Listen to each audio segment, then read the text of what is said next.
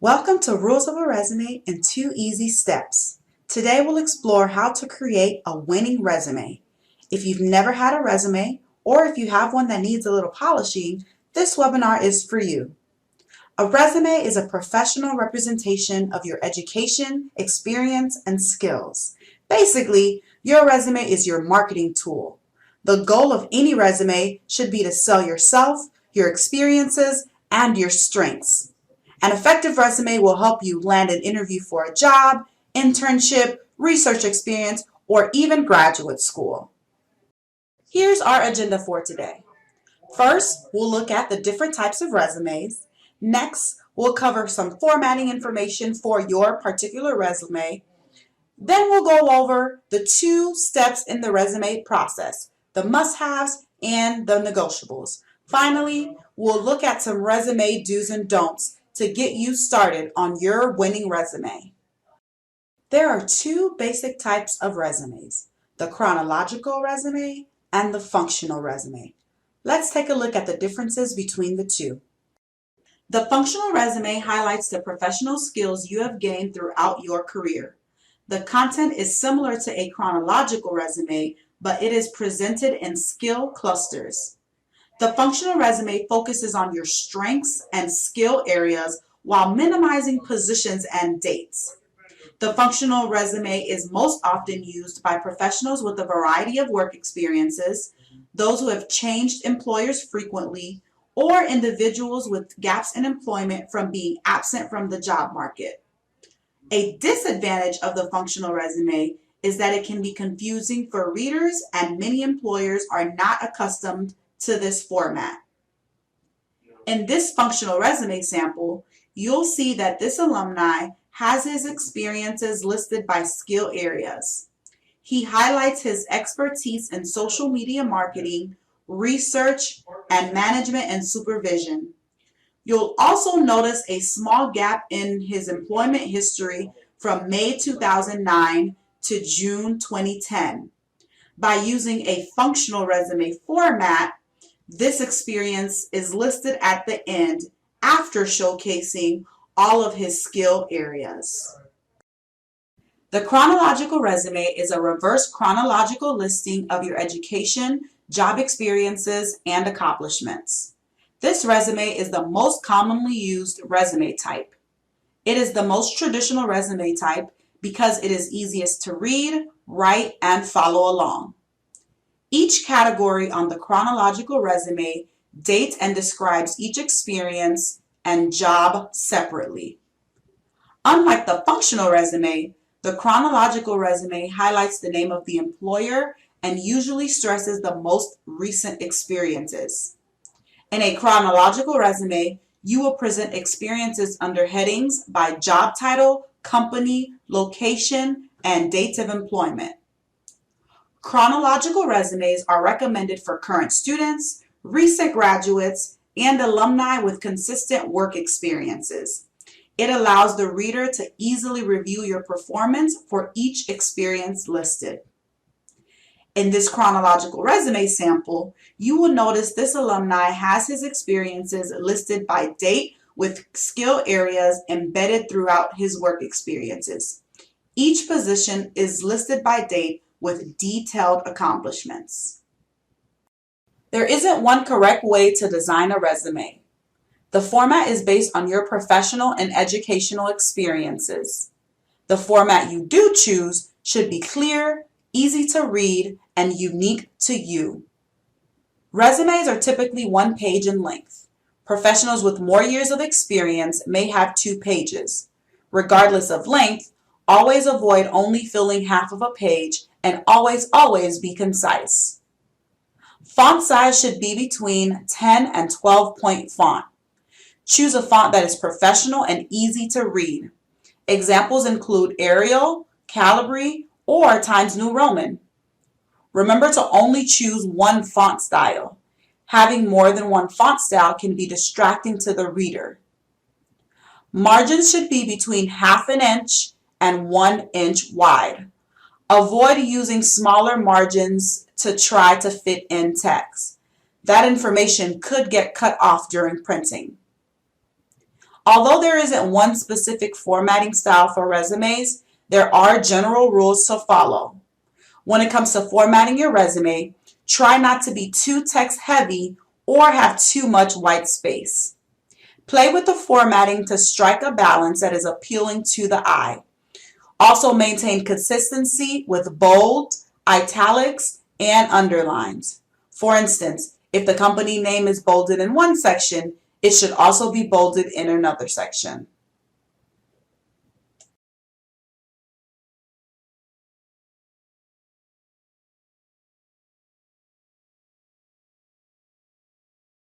Step 1 in the resume writing process are your must-haves. When it comes to putting together an effective resume, there are certain key sections that are required regardless of where you are in your professional career. Everyone must have these things listed on their resume. Let's explore what these resume must-haves are. The first resume must-have is your contact information. You want to make sure you provide the reader with a way to follow up with you. Your most current contact information should always be included at the top of the resume. Write your full name at the top of the page and make sure your name is slightly bigger so that it stands out. You also want to add your email address and phone number. Make sure you have a professional email address like your email and always have an appropriate voicemail setup.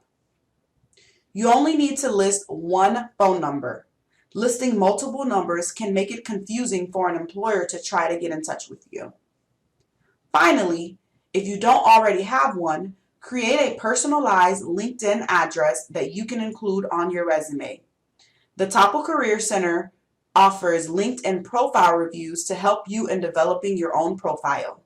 Remember, it is no longer necessary to include your physical street address on your resume since snail mail isn't as common when it comes to the job search process. Here are a couple of examples of what this could look like. You'll see both examples are different in how they are formatted, but the information is the same. Also notice in both examples, the name is bolded and a professional email address is used. The first example is sometimes a bit more popular because it is a space saver for the resume. The next resume must-have is your education. Academic credentials are very important to an employer, recruiter, or admissions officer, especially if you are relatively new to the job market or if you are pursuing a career that requires specific training. As a current student, the education section should be the first section on your resume. However, alumni with extensive years of experiences may want to list the education last in order to highlight professional experiences first. In the education section, make sure you are only listing your current institution or schools where you completed a degree. The only exception to this rule is schools you attended while studying abroad, since this is the section you would list any study abroad experiences. As a general rule, always avoid listing high school education. In this section, make sure you're writing out your full degree title. For instance, you should write out Bachelor of Arts instead of the letters BA. Remember, your full degree name is not your major. If you are unsure of the name of your degree, you can contact your school or college or just call the Toppel Career Center. In this section, you should also include the name of your institution and include the city and state. This is a question we get a lot when it comes to GPA. Listing your GPA on the resume is optional. As a general rule, a current student or recent grad with a GPA of 3.5 or higher may want to consider including his or her GPA in this section. Do not include your GPA if you are an alumni with professional experiences or if you are a current student with a GPA below a 3.5. Here are a few examples of what this could look like. Notice in all three examples, the full degree name is listed. You'll also see this is where study abroad experiences are highlighted. For instance, in this example, this alumni studied abroad in Rome, Italy in fall 2012. You'll also see the graduation date is listed. A common mistake current students make is writing expected graduation or anticipated graduation right before their graduation month and year. You do not need to write out those words. Listing only a future date already informs the reader that this is an expected graduation date. The next resume must-have is the experience section. Anyone looking at your resume is looking to see what experiences you have gained that would allow you to be successful. The experience section is the most important section of your resume. It is your opportunity to sell yourself as an asset to any company, organization, or graduate program. When writing a resume, this section is where you should spend the majority of your time. For the experience section, list positions in reverse chronological order with the most recent experience listed first. Be sure to include the company name, location including city and state, your position title, as well as your dates of employment. When writing the experience section, each position you list will be described in 2 or more bullets using accomplishment statements. We'll talk about what that means in a little bit. Be sure to start each bullet point with an action verb and use correct tense. For instance, a position you are currently working would be written in present tense, and a position you are no longer employed with would be listed in past tense. The experience section can include internships, part-time or full-time jobs, leadership, or volunteer experiences. Do not limit yourself to paid experiences. In the experience section, you should always include the following items for each position highlighted: the name of the company or organization, the city and state, your title or the role you played within that organization, the date you worked there, including month and year, and a minimum of 2 bullet points per experience. A challenge for many people when developing a resume is writing the bulleted accomplishment statements in the experience section. On your resume, an accomplishment is an example of how you contributed to your employer, or it's an achievement that reflects the kind of worker you are. The most effective accomplishments are measurable. It is important to create accomplishment statements that emphasize the skills you have developed as well as any positive outcomes. Your accomplishment statements should highlight outcomes, achievements, or successes. Sometimes it can be hard to identify those accomplishments, so try asking a supervisor or colleague to name your top contributions to a team. The 3-part formula shown here can help you in developing an effective accomplishment statement. What I did plus skills I used equals results I got. The first part of this formula describes the day-to-day task you completed. It is basically your job description. The second part of the formula, skills I used, could be the most important part of the formula. It can include your oral, written, communication, customer service, and proficiency with computer parts. Make sure you are using things that showcase how marketable you are. The last part of the formula describes the results you achieved through the skills you used. You should always make sure this is measurable and includes numbers and facts. When you describe the results you achieved, you will have written a comprehensive accomplishment statement. Let's look at an example of what an effective accomplishment statement looks like. In this sample, the bulleted statement reads as follows: strengthen relationships with current clients through outstanding customer service and needs assessment, exceeding corporate sales objectives. If we apply our formula, we see all three parts represented. What I did plus skills I used equals results I got. Strengthen relationships with current clients is the first part of the formula. What I did. Outstanding customer service and needs assessment is the second part of the formula. It shows exactly what skills this individual used to accomplish the task. Finally, the results I got section of this formula is reflected in the statement exceeding corporate sales objectives. Make sure you always include the results. It shows your reader the type of accomplishments you can bring to their organization or program. The final resume must-have is the skills section. In the global marketplace, many companies are looking to hire employees who are proficient in 2 or more languages or hold some technological proficiencies. The skills area of the resume is a great place for you to highlight these skills.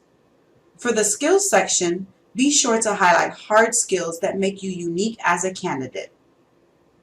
List skills that are relevant to the position or career field that you are interested in, such as computer skills, software skills, and/or language skills. Be specific when listing the competency you have in a language. For instance, common terms used to describe language proficiency include fluent, intermediate, or conversational. Do not list English unless you are applying for positions abroad. Avoid listing soft skills such as great listener or team player, since those are subjective interpersonal skills that are difficult to quantify. Instead, showcase these soft skills in your accomplishment statements in the experience section. Remember, it is important to list skills that are relevant to the opportunity you are applying for. Check the job description to see what the company or organization is looking for.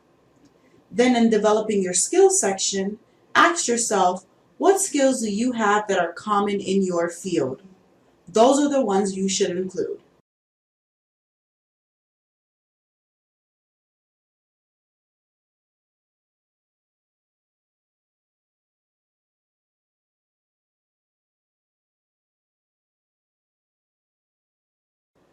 We are now moving on to step 2 of the resume writing process, the negotiables. The negotiable sections on the resume are elements you can add that can strengthen your resume depending on space. Depending on space, you may want to pull out certain sections or add others. Typical negotiable resume sections include honors and awards, activities or leadership experiences, or maybe clinical or research experiences.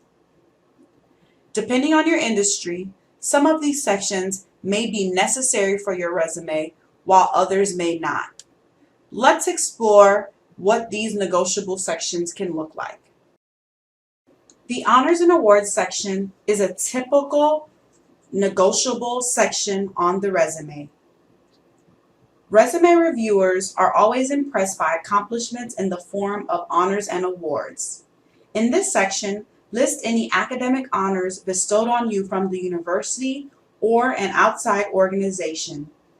Include scholarships and any honor societies, however, do not include amounts of scholarships. Do not list any dates, as this tends to appear cluttered on the page. In this example, you'll see that this alumni has included their Florida Merit Scholar, their Alumni Academic Scholar, a Jose Marti Scholar, and Dean's List. One thing to consider, if you have Dean's List honors for multiple years, you do not need to list Dean's List multiple times. Another resume negotiable is the activities section. Companies often review resumes to determine how a candidate has spent time outside of the classroom or professional arena. In this section, You should list activities in which you are involved in either at the university or through outside organizations. This can include volunteer activities, community service, or professional affiliations. For current students or recent graduates, focus on your college experiences. Limit any high school information after freshman year. For alumni with some years of experiences, you should limit the college experiences that you share and instead focus on community experiences. In this section, do not list any dates to avoid cluttering the resume. If you have held any leadership positions, be sure to highlight it in this section. The final resume negotiable we will highlight today is the research, clinical, or shadowing experience section. For students or alumni who have spent some time working on research, a separate section dedicated to your research experience would be beneficial. Similarly, those who have clinical or shadowing experiences may want to create a separate section to showcase this experience. When highlighting research, be sure to provide details about your role in the research project. Describe the research itself and results from the study. Specify the nature of the research, for example, if you conducted experiments or if you collected data. Remember to share if the research was published or any other accomplishments. For those showcasing clinical or shadowing experiences, be sure to highlight what you did or describe what you observed.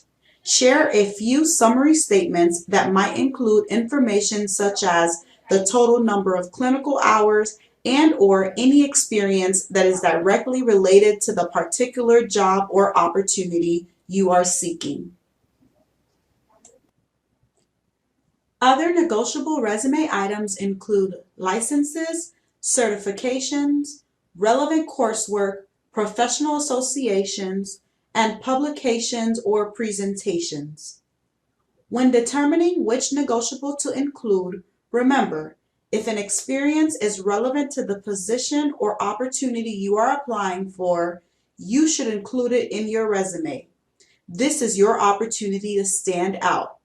For instance, if you currently hold a license relevant to your field, it is important for the person reviewing your resume to see this.